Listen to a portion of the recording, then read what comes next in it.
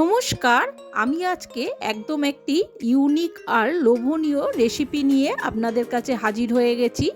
আপনারা তো গাজরের অনেক রকম রেসিপি ট্রাই করেছেন, তার মধ্যে গাজরের হালুয়া অন্যতম, আর এটা তার থেকেও বেশি লোভনীয় একটি রেসিপি। এটা হলো গাজরের রসমালাই, যেটা একবার না খেলে আপনারা বুঝতেই পারবেন না যে এটা কতটা সুস্বাদু হয়ে থাকে। তাই আজকের এই রেসিপিটি আপনাদের সঙ্গে আমি শেয়ার করে ফেললাম।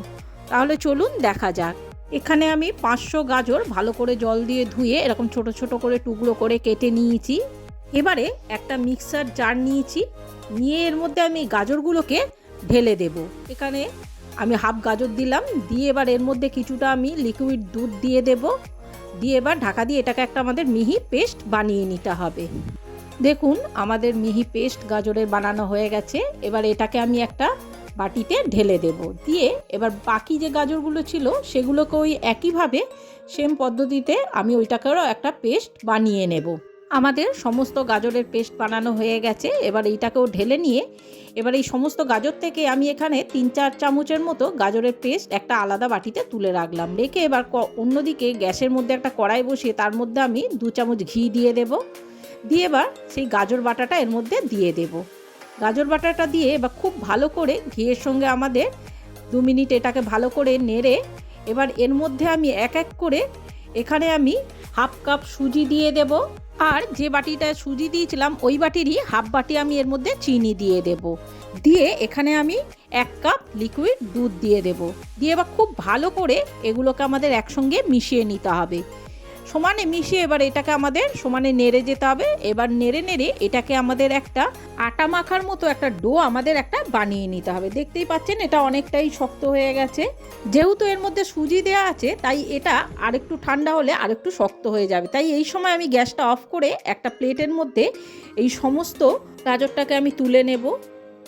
গাজরটা আমার সমস্ত তোলা হয়ে গেলে এটাকে কিছুটা আমাদের ঠান্ডা করে নিতে হবে। এটা আমাদের অনেকটাই ঠান্ডা হয়ে গেছে, দেখুন আমি হাত দিতে পারছি। এবার একটা হাতের মধ্যে আমি অল্প একটু ঘি মাখিয়ে নিলাম। নিয়ে এবার এই গাজরের মাখাটা থেকে অল্প অল্প করে এই রকম আমি গাজর মাখা নিয়ে হাতের সাহায্যে গোল করে ছোট ছোট লাড্ডুর মতো আমি এরকম বল বল করে নেব।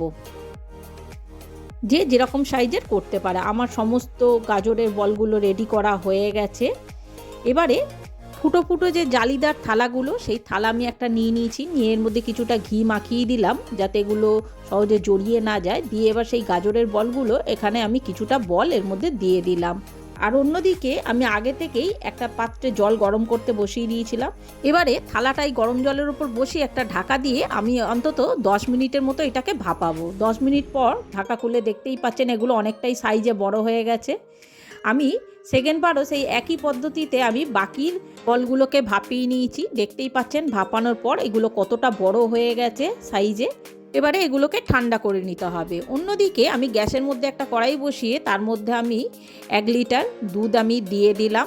এবার দুধটা যখনই এরকম ফুটে উঠবে তখনই সেই যে গাজর বাটাটা আমি আলাদা তুলে রেখেছিলাম সেই পুরো গাজর বাটাটা এর মধ্যে আমি দিয়ে দেব। দিয়ে খুব ভালো করে দুধের সঙ্গে আমাদের মিশিয়ে দিতে হবে। এই সময় এখানে আমি আরও 1 কাপ চিনি দিয়ে দিলাম। দিয়ে দুধটাকে খুব ভালো করে আমাদের ফোটাতে হবে। দুধটা যখনই খুব ভালো করে ফুটে উঠবে তখনই এর মধ্যে আমি 4-5টা এলাচ দিয়ে দিয়েছি। আর এখানে কিছুটা আমি কাজু বাদাম একদম ছোট ছোট করে কুচিয়ে আমি দিয়ে দিয়েছি। সামান্য একটু লবণ দেব মিষ্টিটা ব্যালেন্স হওয়ার জন্য। এবার খুব ভালোভাবে যখন এই দুধটা ফুটে উঠবে তখনই এখানে আমি সেই গাজরের ঠান্ডা করা বলগুলো দিয়ে দেব। সমস্ত বলগুলো দিয়ে এবার হালকা হাতে আমাদের আস্তে করে বলগুলো দুধের সঙ্গে মিশিয়ে দিতে হবে। দিয়ে এটাকে আমি ঢাকা দিয়ে 2 মিনিট ফুটিয়ে আমি গ্যাসটাকে অফ করে দিয়েছি। 20 মিনিট পর আমি ঢাকাটা খুলব।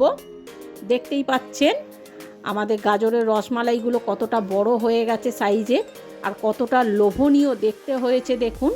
আর এটা খেতেও কিন্তু দুর্দান্ত স্বাদের হয়ে থাকে।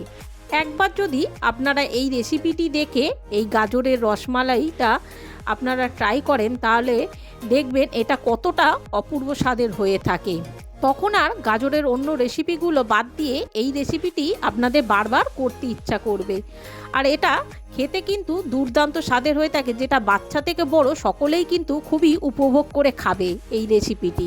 তাহলে বন্ধুরা একবার হলেও আমার এই রেসিপিটি দেখে এই গাজরের রসমালাইটা আপনাদের করে দেখার অনুরোধ রইল।